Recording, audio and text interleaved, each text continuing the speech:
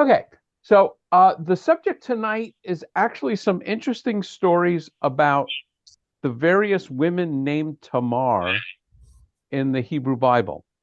Um, and they are some of the more interesting and puzzling stories. Two of them I was very familiar with, and both of them are very puzzling. Uh, and there, this article that I found in Torah.com draws a connection between the two, actually the three stories, and also the name Tamar, which is a date palm tree, and the nature of the date palm tree. So it's very interesting. But you all know that I love to find interesting and puzzling stories in the Hebrew Bible, and so I am happy to say that I found another one. I'm trying to think if I should actually read the text. Yeah, let's do this. Okay, so I'm going to do a screen share, and I will read this and go through it somewhat quickly. Let's see. I need to get you all back. Okay, good. So I presume you can see Sparia Genesis 38. Okay, good. Yeah. So what's going on here is we are in the middle of the Joseph story. And actually, I can't remember whether it was Mondays or Wednesdays. We were reading these stories about how beautiful and attractive Joseph was. The Right. Joseph narrative is the longest single narrative in the Hebrew Bible. And interestingly, also the longest single narrative in the Quran. Um, and then it's for some strange reason interrupted at chapter 38, Genesis 38, with this very interesting story of of the descendants of Judah. And remember, we are Jews because we are the descendants of Judah. If we were if the surviving tribe was Ruvain, we'd be Rubes. If the surviving tribe was Issachar, we'd be Issacharians, I guess. I don't know. So we can be grateful that it was Judah that survived. It was, the southern tribes were basically came to be known by Rome as Judea, and that's why we're known as Jews. What's So the, oh, sorry. go ahead. Yep. Since the one area is Judea, what's the origin of the Samaria, which is north of I in the, don't know. okay. Don't know. Good question. Don't know. Keep track. That's number one. Uh, okay.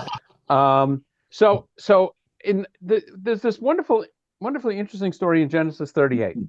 So about this time, and they're talking about, Joseph has been sold into slavery in Egypt. I can't remember. Yeah, the Midianites sold him to Potiphar. And about that time, Judah left his brothers and was camped near a certain Adulamite whose name was Hirah.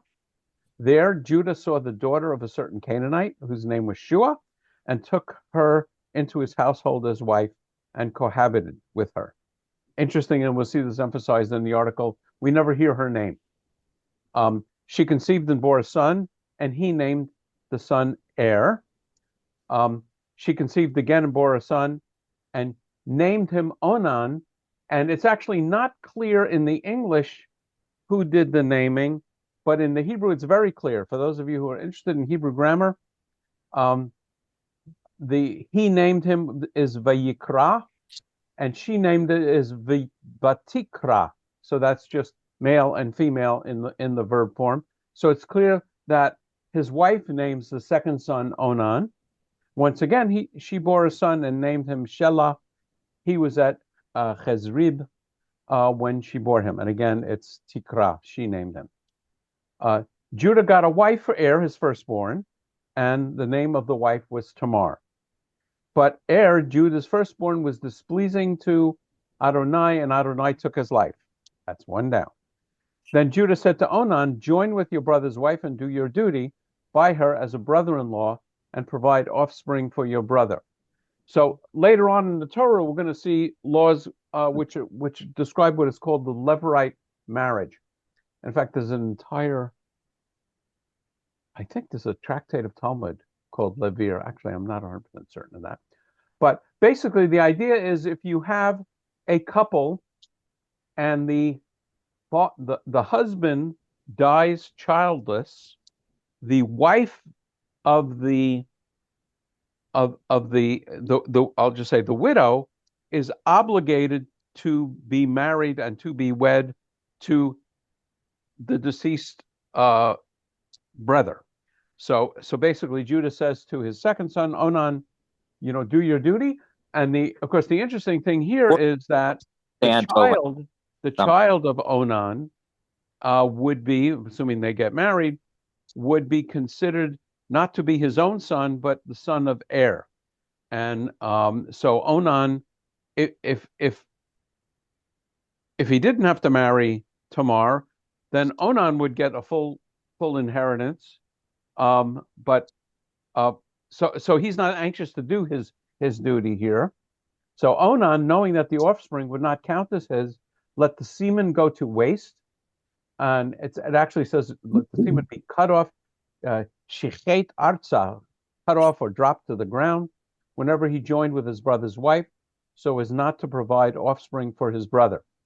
So in the context of the story, it's very clear what's going on. It's coitus interruptus.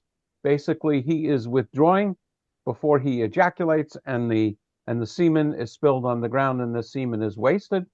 You may see this is referenced in a lot of places, and onanism is called masturbation, but it's clearly here not masturbation. It's clearly here wasting the seed, which is a big problem in Judaism.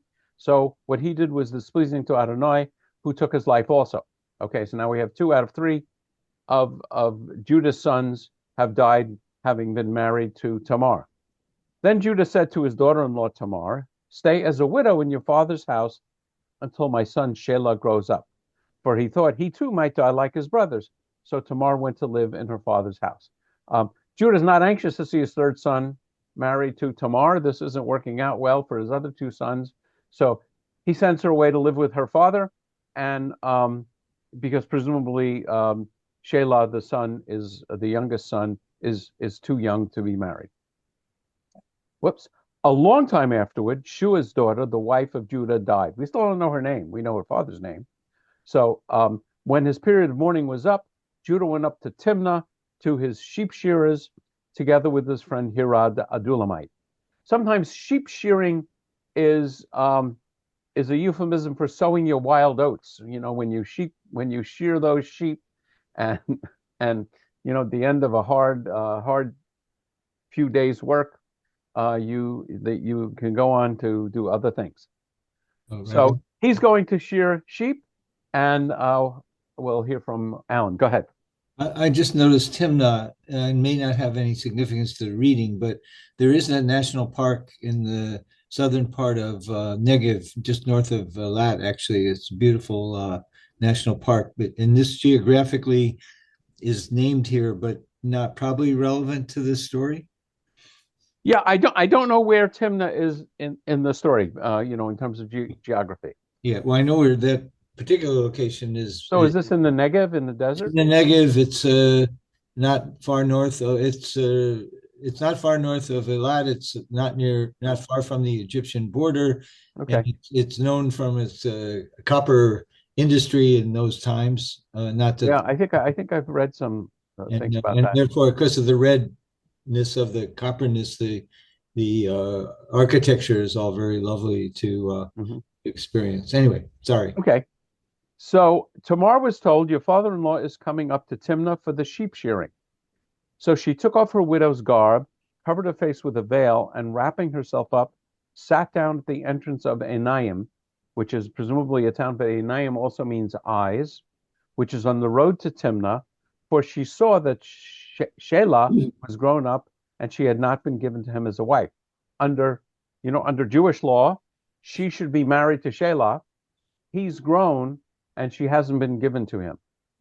When Judah saw her, he took her for a harlot, for she had covered her face. Word for harlot, zonah, typical word for harlot.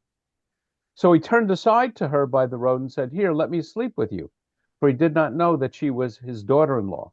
What, she asked, will you pay me for sleeping with you? He replied, I will send you a kid from my flock.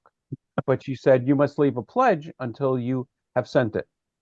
And he said, what pledge shall I give you? She replied, your seal and cord and the staff which you carry. So he gave them to her, and he slept with her, and she conceived by him. And the seal was a big deal. It's kind of like your signature. So presumably that would have been something he would definitely want to reclaim by giving her a what was it? A kid from the flock. Then she went on her way. She took off her veil and again put on her widow's garb.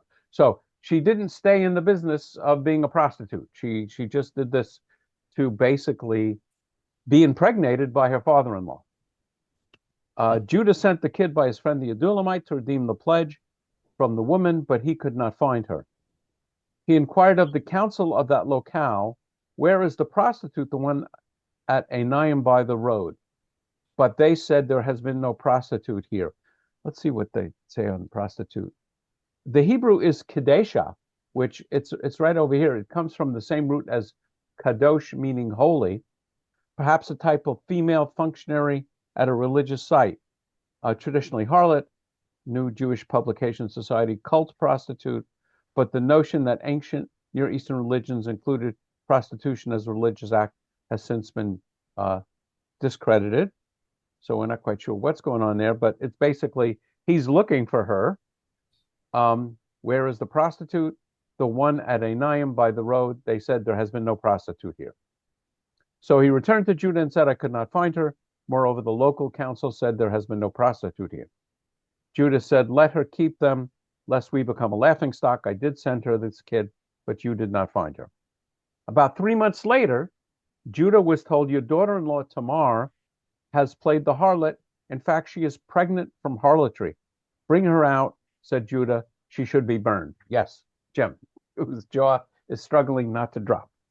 At You least didn't we, study this in Sunday school, Jim? I'm shocked. well, yeah, but this is kill. At least we become a laughing stock. I would have said, what do you mean we, Kimosabi? At least we become a laughing stock? I didn't do Well, it. I got so it's an interesting question. First, let me take a look at the Hebrew. It's probably pretty clear. Tikachla pen nihye lavuz. Vuz. Vuz, I think, means to despise, be held in contempt. So I think what he's saying here is let's not try to search for her anymore because it'll become known that Judah's trying to find the prostitute that he slept with. So basically, he says, we tried, we couldn't find her. Let's keep this quiet. Okay. With the Yeah, at plural, least, Jim's I question. become a laughing stock. Yeah. So pen nihia. It actually it says it is correctly translated, lest we, just using kind of the group we.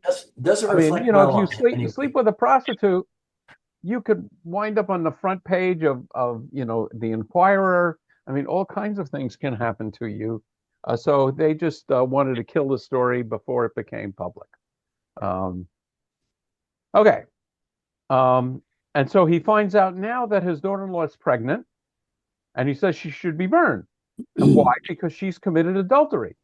Because under Jewish law, she is automatically betrothed to Shelah, even though nothing, official has taken place. But because she is betrothed to Shelah and has slept with someone else and become pregnant, that is, clear evidence of adultery. Yeah, Alan. So that's biblical law at the time this is worded. Is that also rabbinic law? After Yeah, and it's even current today. that's If what I wondered. and I think I've told this story a number of times. One of Sonia's aunts got married. I can't remember exactly the relationship, but basically a man and his wife were married. They never had children. The wife died, I think, in her 70s or so, and he wanted to remarry someone else, but technically, or maybe the husband died, sorry. Technically, this woman would be betrothed to the husband's brother, even under modern Jewish law. There is a ceremony called chalitza where you spit in the guy's sandal and you spit in your sandal. I can't remember, but it's actually still carried out, and you're technically betrothed. And a I guess woman you who has sex with someone not her husband, face. while she's betrothed is committing adultery. Yeah, Stephen. Yeah, I think I don't think you spin the sandal. I think it's you take off the sandal and spit. Yeah, And yeah. I don't remember the details. It won't shock you to learn that I've never been called upon to do this. But in the case of Sonia's aunt or cousin or whatever it was, she did, even though the parties to the marriage were in their 70s and the likelihood of having a child was very small. I remember at the wedding, Sephardic wedding, the rabbi made a big deal of the fact that the woman actually went to Paris to meet with her late husband's brother and go through this ceremony. Jim, uh, you need to get a chin strap, uh, like a football helmet or something. Yeah, so we still do this, Jim. Um, okay, so Judah's saying she should be burned. As she was being brought out, she sent this message to her father-in-law. It is by the man to whom these belong that I am pregnant. And she added, examine them. Whose seal and cord and staff are they? And one of the things I love to point out, the examine them is hakirna. And it's actually the exact same phrase that Joseph's brothers use when they present the bloody Technicolor Dreamcoat to Jacob.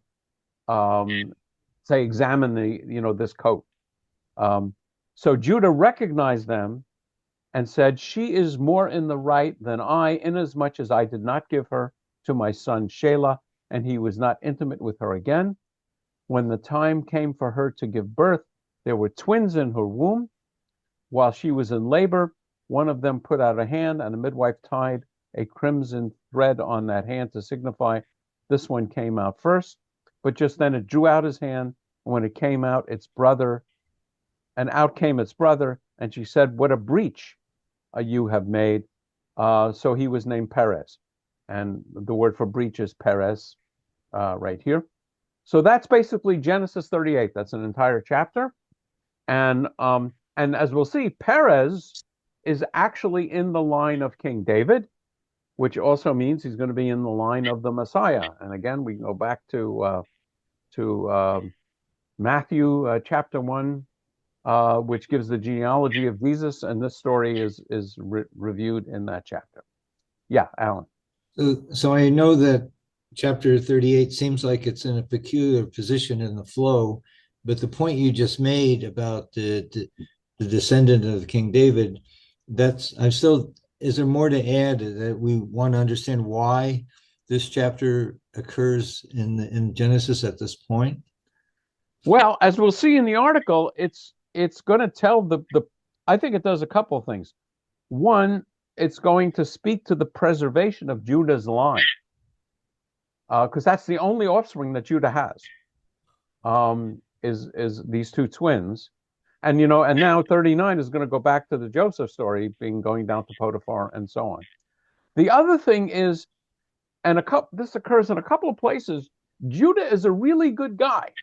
Judah sins and does things wrong, but he owns up to it and atones for his sin. So he becomes a good role model. And of course, the line of David and the line of the Messiah then is from the house of Judah, and we are indeed Jews.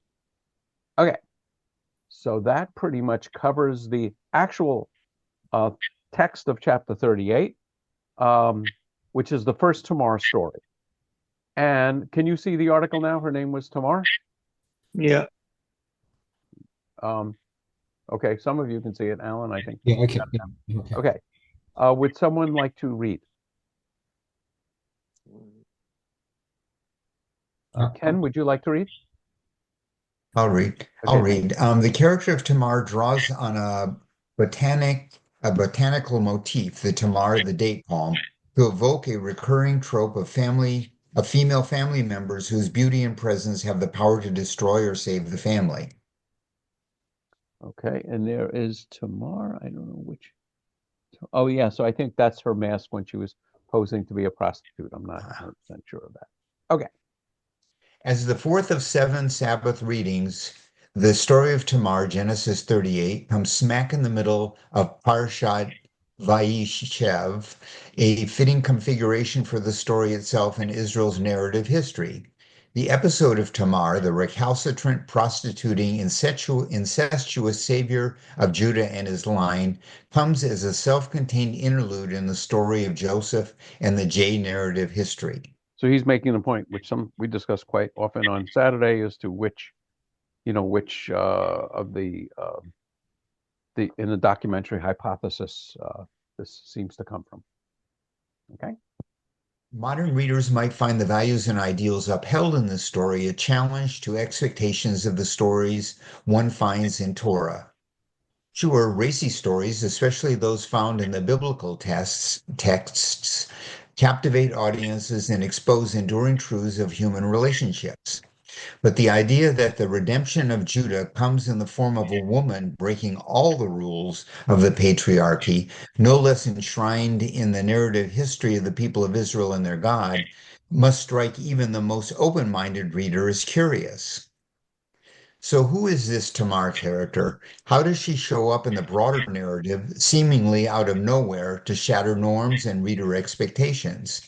A look at other Tamar stories in the biblical literary tradition will show us that this character does not, in fact, come out of nowhere. Her character draws upon a rich botanical image, the Tamar, the date palm, to evolve a recurring trope of female family members whose beauty and presence have the power to destroy or save the family. Oops. How names and naming shape the narrative. The story opens with Judas starting his family. He marries a woman named only for her father, as Bat Shua, the daughter of Shua, and she gives birth to 3 sons. The story is precise in its details. Every word here is saturated with significance, not a kind of spiritual or scriptural significance, but an aesthetic significance. The narration is exceedingly sparse in its telling here, which heightens whatever details we do encounter. For example, we learn nothing of Judah's wedding to the daughter of Shua, or their relationship, or anything of the relationship between the brothers. Each detail significantly advances the plot while simultaneously bearing the burden of working out the story's message. And in such compact storytelling, names and naming can take on double duty as both the identification of the characters and shaping ideas. I will soon make such a case for the character of Tamar. The strategy, shaping the narrative through names and naming characters, begins with the curious absence of the name of Judah's wife in the story and continues with the naming of Judah's sons. According to the Masoretic version, the firstborn heir is named by Judah himself, and only the second and third sons, Onan and Shelah, are named by Judah's unnamed wife. This detail may seem insignificant, but in fact it is central. This is because ultimately the story is about the survival of Judah's family line, and this family line is symbolically represented by the name. But names are not only literary devices in service of the plot. Names also function in the broader ancient Near Eastern literary tradition as extensions of the self. For example, the many Iron Age Levantine memorial inscriptions name the memorialized individual and warn gravely against the erasure of one's name from the inscription. One's name is one's memory and reputation in life and in death. One need only see how Kohelet takes such an idea to its absurd end when he says, better is one's name than fine oil, and better is the day of one's death than one's birth. Yeah, so I actually talk about a midrash on this verse from Kohelet at every funeral, and the poetry in the Hebrew is really wonderful. The Hebrew says Tov Shem Mishemen Tov, playing on the assonance between the word Shem, meaning name, and Shemen means oil. So better is a good name than fine oil, and understood better, Yom Hamavet mi Yom Havaldo. And better is the day of death than one's birth. And there's a wonderful midrash that basically talks about that they compare it to a ship sailing, a ship leaving a port, ships leaving and entering a port. And for the ships leaving the port, everybody's having this great bon voyage party and celebration and song and everything else. And for the ship that's coming back to the port, yeah, there are some people there to greet it, but no great celebration. And a man on the port says, this doesn't make sense to me. The ship that's leaving, who knows what kind of journey it will have? Will it see calm seas? Will it see troubled seas? I often say, the news of recent years and of 100 years ago remind us that not all cruises end happily. But the ship that has successfully navigated the waters and come back safely to its home port, that's what we should be celebrating. And the same is true with a human life. When a baby is born, we all celebrate, and it's natural and appropriate to do so. But in point of fact, no one knows what kind of life this new life will lead. But on the day of death, we can have an appreciation for all the wonderful things this person has done.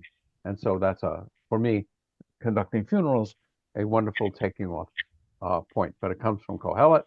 And in this article, they're basically pointing to the idea that the significance of someone's name. Okay, we can keep going. As the patriarch Judah's name.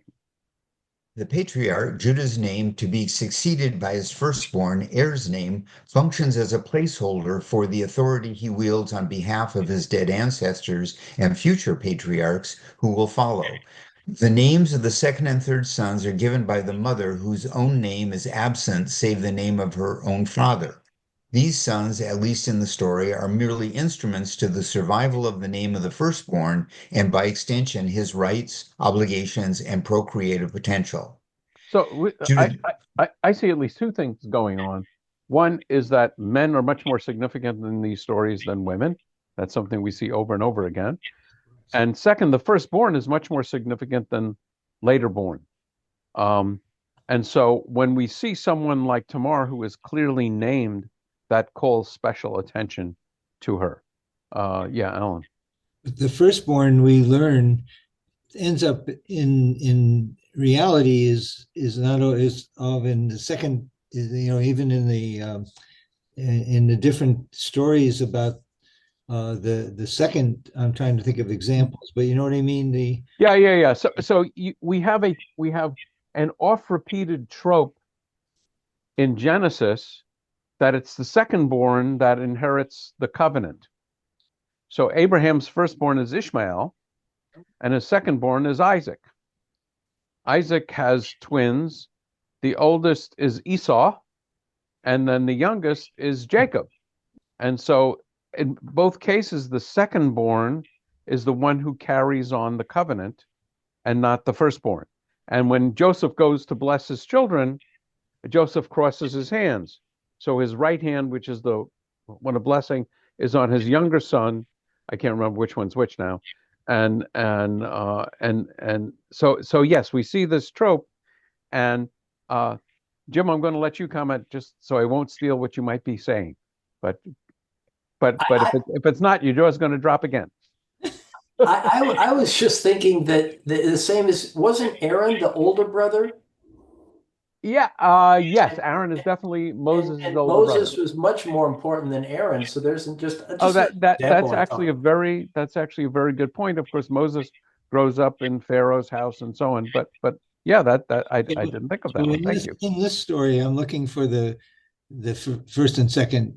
That's what I was looking for. Yeah, no, we're not going to see that here. Okay. But one of the things I'll comment, and I don't know, Jim, if you've ever heard this, but particularly in earlier versions of Christianity, where Christianity is seen as the true inheritor of Israel, it is often pointed out that Christianity is a second-born son.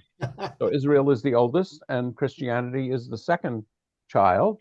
And so, like many second children in the Hebrew Bible, it achieves prominence. Did Jesus have an older brother? Did Jesus have an older brother? No. No, you're talking. No, actually, I don't know. James was an older brother or a younger brother? Well, he could have had an older full brother if his mother was a virgin. Yes, no, but his father could have had other. Yeah. James was his brother, and I don't said know. Full because he could have had a half brother by his father. Exactly. Yes, yeah, and James is. Am I correct, Jim? James is identified as Jesus' brother. Well, the word they use apparently could mean relative. Yeah, okay, that's possible. Ambiguous. Right. If yes, Catholic tradition is that Mary was forever virgin.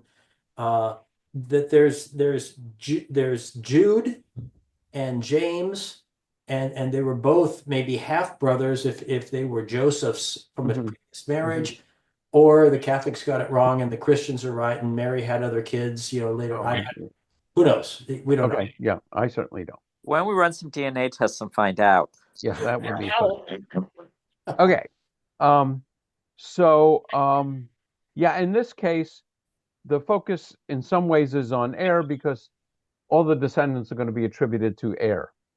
So let's continue, Ken, with Judah then acquires. Judah then acquires a wife for his firstborn heir, and now for the first time in the story, a woman's name is made known. Her name is Tamar. The verse, Judah acquired a wife for heir, his firstborn, and her name was Tamar. Okay. So it's only for heir that we have this emphasis. And basically the word for wife is just isha, which is just the word for woman. And the word for marriage biblically is yikach, when you take someone, or in this case it's translated as acquired, but we know her name.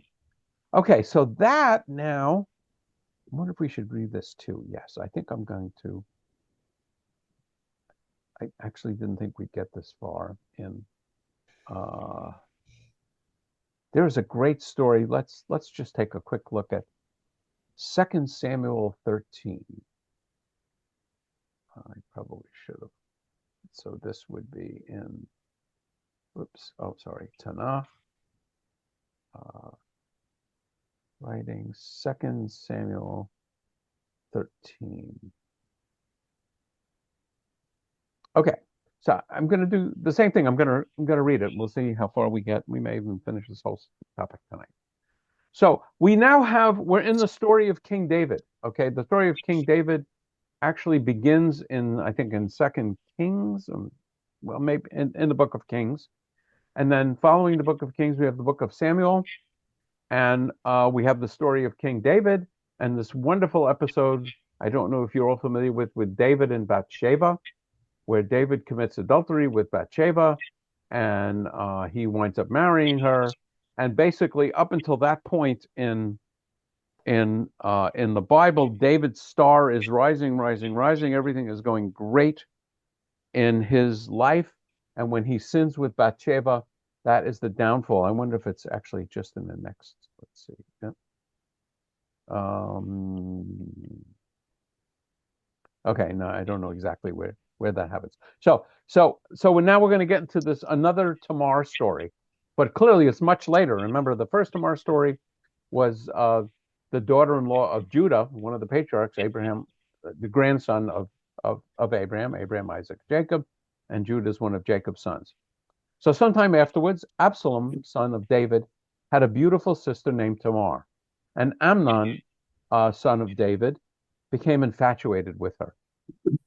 Amnon was so distraught because of his half-sister Tamar that he became sick, for she was a virgin, and it seemed impossible for Amnon to do anything with her. So Amnon falls for his half-sister Tamar. Amnon had a friend named Jonadab, the son of David's brother Shema. That's interesting. Yeah, it's actually spelled like Shema with Yisrael, but with a hey on the end. And Jonadab was a very clever man. He asked him, why are you so dejected, O prince? Morning after morning, tell me. Amnon replied, I am in love with Tamar, the sister of my brother Absalom. So Tamar is the full sister of Absalom, same mother. I'm not sure which mother is which. David had a couple of wives, and Amnon is a half sister. Jonadab said to him, lie down in your bed and pretend you are sick. When your father comes to see you, say to him, let my sister Tamar come and give me something to eat. Let her prepare the food in front of me so that I may look on, and let her serve it to me. Amnon lay down and pretended to be sick.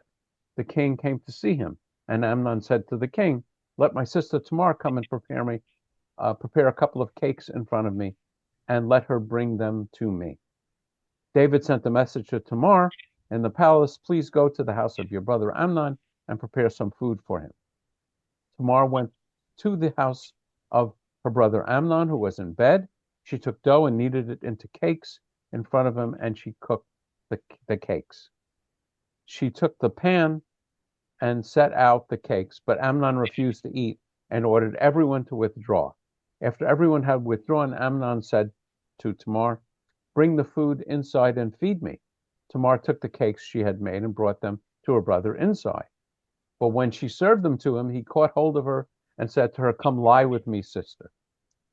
But she said, "Don't, brother. Don't force me. Such things are not done in Israel. Don't do such a vile thing. Where shall I carry my shame? And you will be like any of the scoundrels in Israel. Please speak to the king. He will not refuse me to you." Apparently, she's saying maybe this is a ruse, that she says if you go to David, David will agree to have you marry me. And maybe she's saying this just to get out of the scene. Not sure. But he would not listen to her. He overpowered her and lay with her by force. He rapes her. Then Amnon felt a great loathing for her. Indeed, his loathing for her was greater than the passion he had felt for her. And Amnon said to her, "Get out."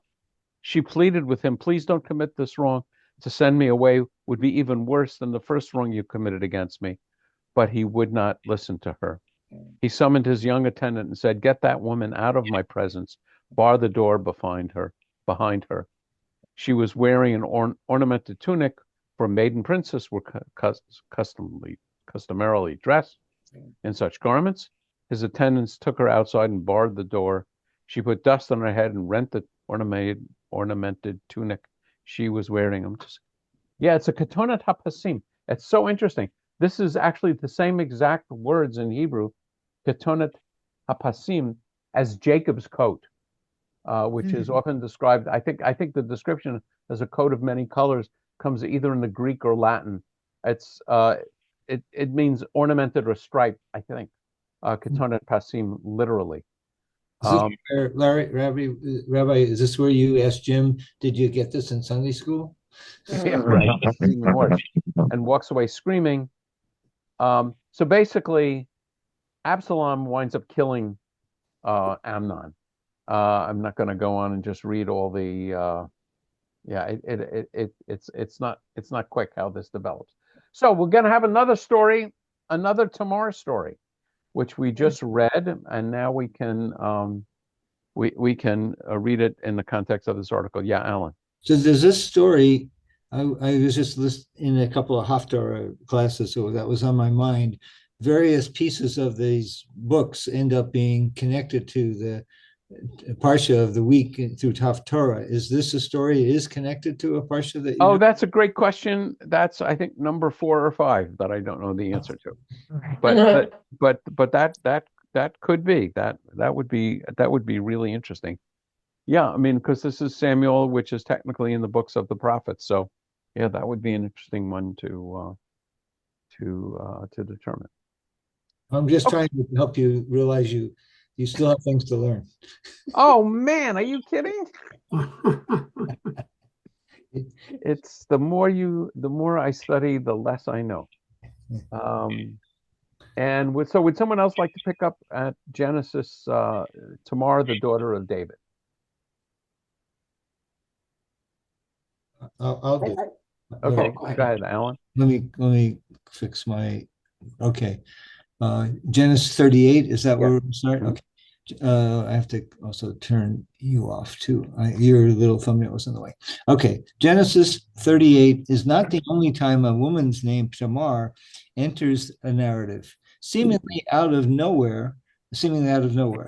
There are significant and informing parallels between Judah's Tamar in Genesis 38 and Tamar, daughter of King David in 2 Samuel 13. As in Genesis 38, we had never known of this figure Tamar until this episode. And as in Genesis 38, the Tamar of 2 Samuel 13 never appears as a character again. The story is in 2 Samuel is when a daughter of David is raped by one of his sons, also opens up, drawing attention to Tamar's name.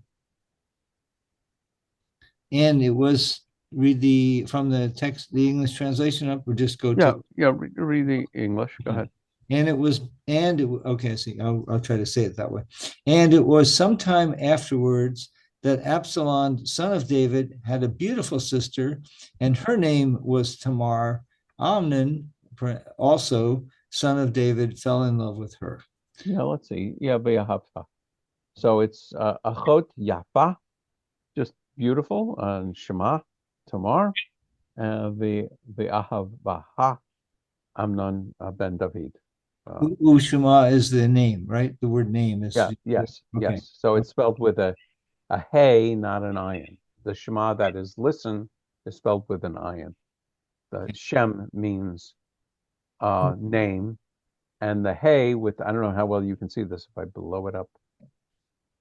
So see the hey there, Yeah, can. okay, and it's got a dot in it. It's got a Yeah. dagesh in it. Kind of unusual, right? Isn't the dots in No, the no, it's not unusual at all. Okay. You can have dots. There's a dot in the Dalet, Yeah. but it doesn't always change the sound. But this vowel with a hey with a dot in it means her. So Shem'ah, you wouldn't hear it, means her name. That's a little bit of Hebrew grammar to drive you crazy. Thank you. In Hebrew, I'm sorry? in English, Ramat is Tamar spelled backwards. Does that work in Hebrew also or no? Ramah? There's a place in Israel that in Yes. English is spelled Ramat, which is the same as Tamar with the letters in the reverse order. Is that also true of the names in Hebrew or not? Yeah, it could be. Are you thinking? I don't know how Ramah is spelled. Are you thinking of Ramar or Ramat? Okay, there's a person's name that in English is Tamar. There's a place in Israel that the name in English is Ramat. So in English, if you reverse the letters of the spelling of one, it you get works the in spelling of English. the other. I don't know offhand how that name is spelled in Hebrew. Ramat. Ramat means high place. Oh, in Hebrew. Okay. Reish Mem Tav. Mm-hmm. Yeah, so it is spelled backward. Yep, you got it. Okay. Okay, so let's continue certainly the opening. Certainly, the opening of the story of 2 Samuel brings the problem of Tamar as kin front and center. But for now, I want to focus on the naming of Tamar. Here, the naming of the tragic Tamar at the beginning of the episode might appear to be minor, but consider a third Tamar character that shows up in the Hebrew Bible, the description of Absalom's daughter in 2 Samuel 14. So Absalom is Tamar's full brother who winds up killing Amnon because Amnon rapes Tamar. And apparently, and I hadn't really focused on it, Absalom names his daughter Tamar. So we'll see what it says. This would be in 2 Samuel. Her, it's 14. A coincidence. Sorry? He names her after her, or it's a coincidence? No, presumably after her. I mean, it'd be interesting to read the text to see if that's called out, but hardly could be a coincidence. After the narrator describes Absalom's surpassing beauty, it is noted that Absalom has 3 sons unnamed and a beautiful daughter named Tamar. Absalom had 3 sons and a daughter whose name was Tamar. She was a beautiful woman. Again, just saying this. Oh, this goes a little more. Vehi haita isha yafeh mar'eh. So pleasant or beautiful in her to look at her. So it's even a little more descriptive. It looks like teacher, isn't it? Is it? Sorry? The last Hebrew word, isn't that have the meaning of teacher, or is more? Oh, you're thinking of moreh. Yeah, I am. Yeah. No, this is appearance. The verb to see is reah. Okay. And the mem in front of it makes it into a noun. Okay. And actually, the word for teacher comes from the same root as the word for Torah, teaching. Torah, and put a mem on it. That anyway, that's believe it or not, Hebrew grammar was not my strong point, but it's really interesting. In Torah, it's considered a feminine noun too, right? Yeah, because it has a feminine ending. Yeah. So it is feminine. So when you have adjectives, when we sing, we're standing in front of the ark and we sing Etz Hayim Hi Lamachazikim Baz. That sound familiar? Yes. And usually in English, it's translated as it is a tree of life, but there is no word for it in Hebrew. It's either he or she. And here's some fun. He is she. Do you guys know this? Oh, the Abbott and Costello story? Yeah. You can get that on YouTube. It probably He is she, me is who, ma is what, dog is fish. There's an Abbott and Costello like routine about that, which is hysterical. it's said in a baseball sense of running around the bases, right? Something like that. It's like it's the who's on first routine. Who's on? That's what I mean. That's on second, I know, on third. Yeah. Okay. So, Want somebody so new? here it's very interesting, calling our attention to the fact that Absalom has 3 sons that are not named, and the daughter is named. So clearly the text is calling our attention to this naming. Okay, let's continue right here. While nothing in this very brief mention of Absalom's 3 unnamed sons and beautiful daughter Tamar indicates anything of the incestuous rape of Tamar and murderous scandal of David's sons Amnon and Absalom, or of Tamar and Judah's 3 sons and himself in Genesis 38, the passage in 2 Samuel draws attention to Tamar. Not the sons. Tamar is named, and she is beautiful. Okay, let's continue. Okay. Returning to the story in Genesis 38, we learn that the marriage between Tamar and Judah's eldest, was short-lived.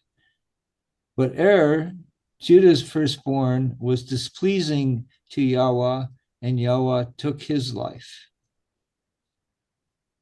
Okay, Bachar Yehuda Ra Be'enei Adonai. Did Ra, which is often described as evil or bad, in the eyes of Adonai. And Adonai took his life, killed him. Yeah. Should I pronounce it as Adonai? I'm sorry. Yeah. Well, I mean, Yud Hey Vav Hey. It's just. Yeah, no, I was using the consonants that were there. Yeah. Right. Yeah. Jim, hold on a second, Jim. That's the second guy that Yahweh got mad at and killed. The first one was he wasted his seed. This one we don't know why. Is there any other? This isn't a recurring theme, is it? I mean, it just happens with this one particular family. That's a great question. My guess is it happens a lot, but I can't think of any examples. I mean, there were kings in the long list of kings. There were kings that were good and kings that were not good, but I actually don't remember, specific examples where somebody does what is not good in the eyes of Hashem, of Adonai, and Adonai takes his life. There must be, though. I mean, we certainly have examples in Exodus where the people sin and the ground opens up and swallows them, and you have the rebellion of Korach, and we have that's much later. Sorry? Korach is not in Exodus because we read Korach during the summer and we're way beyond Exodus by that point. Okay, well, I'm thinking during the travels. Maybe it's not. You said in Exodus and Korach. Sorry. Korach is actually sometimes coincides with the 4th of July, which is ironic in a way. That's a longer, separate story. Yeah, but there are other stories of and I was thinking of one, but you sidetracked me. There are other stories where people, disobey God, and they are quickly. I was thinking of Aaron's sons, Nadav and Abihu, where they offer a strange fire and to God, and a fire comes down and consumes them. Um, yeah. So, and actually, that's you know, in many cases, I'm trying to say this carefully. I hear from Christian thinkers that the God of the Hebrew Bible is a God of vengeance, and the God of the, and to be contrasted with Jesus, who is God's aspect of love. And certainly that is not a Jewish idea. In fact, I'm giving a talk on Friday in Anaheim at this, the convention of 30,000 Catholic educators. I'm on a panel where we're talking about compassion in different traditions, and I'm giving a talk about compassion about in Judaism. And the first attribute of God that's mentioned in the listing of attributes of God is compassionate, a rachamim. But anyway, it's easy to see, reading these texts that God certainly has that aspect of vengeance. Okay. We got a little bit of time. Let me see this. Would somebody else want to read? Why don't you? I can read if you want. Okay, go ahead. Hold on. Let me just see what. Yeah, air was. I think Air, we're right here, right? Air is displeasing. Yes. yeah. Air was displeasing to the deity, that is, he died before his time, and no further explanation offered. Air's death, after all, serves as a plot device for the upheavals that are to transform Judah's family and prospects for the future. Judah commands Onan, the second son, to marry Er's wife for the express purpose of producing a son in Er's name. But Onan engages in the withdrawal method for the express purpose of avoiding a son who would be in his brother's name, coining here for English readers of the Bible the term onanism. This too displeases the deity, and Onan dies. What is interesting here is air displeases God, and so God takes his life, but we are not told at all what he did that was displeasing. Where at least with Onan, he spills the seed, and we know in rabbinic tradition that's a big no-no, because you're basically wasting potential life. But in the case of air, we really don't know. It seems like it's just a plot device to move the story along. Like the spider who leaves its mate for dead, Tamar is a black widow. She is sent back to her father's house, presumably to await a time that Judah's third and last son would be ready for marriage. But the narrator tells us that Judah had other designs, that he does not intend to put his last son at risk of death. Here is where the racy part of the story begins. And by racy, I do not mean merely risque, but the fact that Tamar's character breaks with the patriarchy, albeit, of course, ultimately to save it. Judah's wife, the daughter of Shua, has died. The readers can deduce from this that Shelah, Judah's third son, is indeed Judah's final son. There will be no others who might continue Er's name through Levirate marriage, though through a union with Tamar, Er's widow. But Tamar knows that sufficient time has passed that she should not have married. She should have. She should have married to Shelah. Judah has broken faith with her. Not only does Judah keep Tamar in her father's house without the possibility of remarriage, he forecloses any possibility of the continuation of Er's line and ultimately Judah's own line by denying Tamar marriage to Er's brother. Tamar takes matters into her own hands, and on Judah's journey to Timnah for sheep shearing, she disguises herself as a prostitute and waits for Judah to pass on the road. Judah avails himself of the prostitute's services, not knowing who she is, and promises to send her payment later. Tamar takes Judah's seal, cord, and staff as insurance, like holding someone's driver's license, and to Judah's chagrin, disappears with them. These items will soon save her life. 3 months later, it comes to Judah's attention that his daughter-in-law, who is supposed to be waiting on marriage to Judah's last living son, Shelah, is pregnant. It seems that in ancient Israel, this kind of behavior was punishable by death, by stoning in Deuteronomy 22:21. But here Judah says he will have her brought out and burned. The denouncement of the story comes here through Tamar's own voice. She brings forward the staff and cord and sends a message to Judah. Quote, I am pregnant by the man to whom these belong, unquote. And she added, quote, identify to whom do these, the seal, cord, and staff belong, unquote.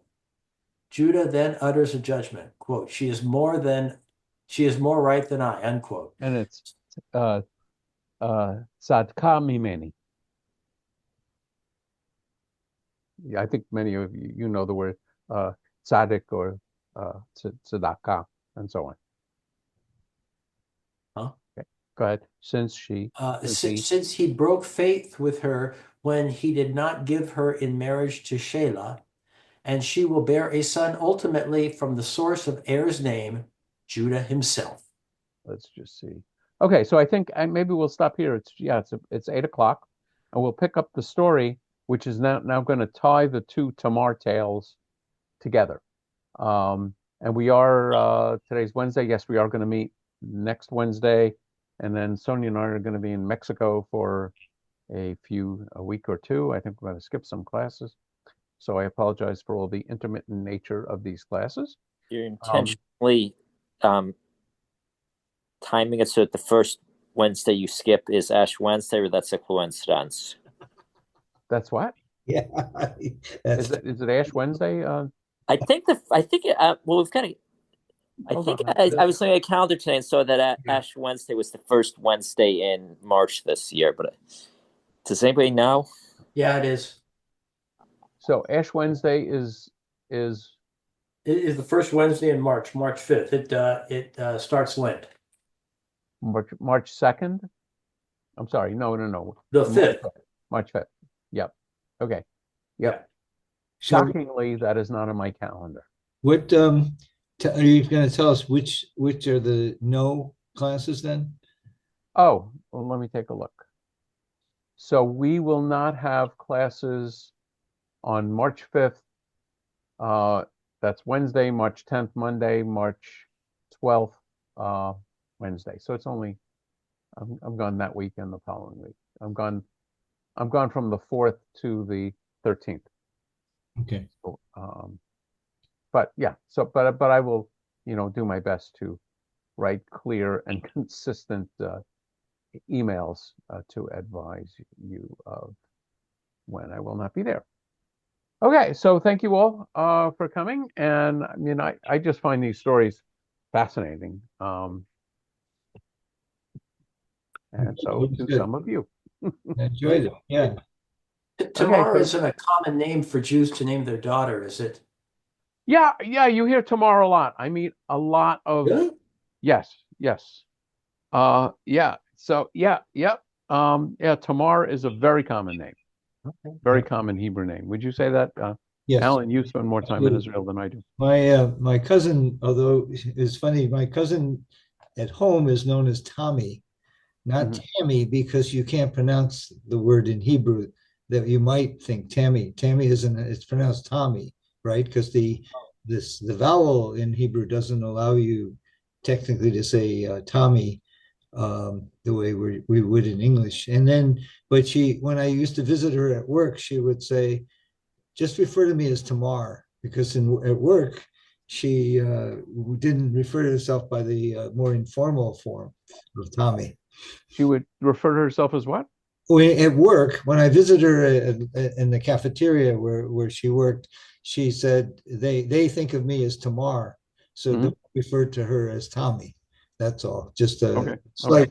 But it's a very common name. I mean, there are certain names which are surprisingly common. Sonia has a cousin named Dalila, which is Delilah, and you would think of all the people you wouldn't name. I mean, Delilah is not a great biblical character, but apparently it's not an unusual Hebrew name. I've never heard anybody named Jezebel. But who knows? So yeah, it's a very good question, but I think it's a very common name. Okay. And she's a really interesting character. I mean, maybe we'll discuss this more next time. But here you have a exceedingly strong woman That's who true. basically takes the head of her household, Judah, to task and tricks him into giving her what is her due, namely a child from the house of Judah by committing incest. And again, that child is going to be in the line of David. So it's, you know, a long, so it's very interesting. They're going to get into this, I think, somewhat in the remainder of this article. So yeah, and I love interesting and difficult articles in parts of the text, and you know, we're going to see a little bit of what the midrash. I think there's some discussion of what the midrash makes of these things too. But here, it just the basic text is very interesting. So thank you all, and we'll see you. Have a good weekend. And Jim, I'm going to see more Catholics than you can shake a stick at in the next few days. And I really enjoy doing that. Being the rabbi among 30,000 Catholics is a trip. Oh, yeah. Rabbi, can you refer to Rabbi Chai Held, his book about love? God is about love. You know that book? Scott, Rabbi Shai Held. What about him? He has a book on God is about love. I don't know the book at all. Okay, never mind. You can't quote it then. Okay. So I can't. Okay, well, I'm gonna stop recording.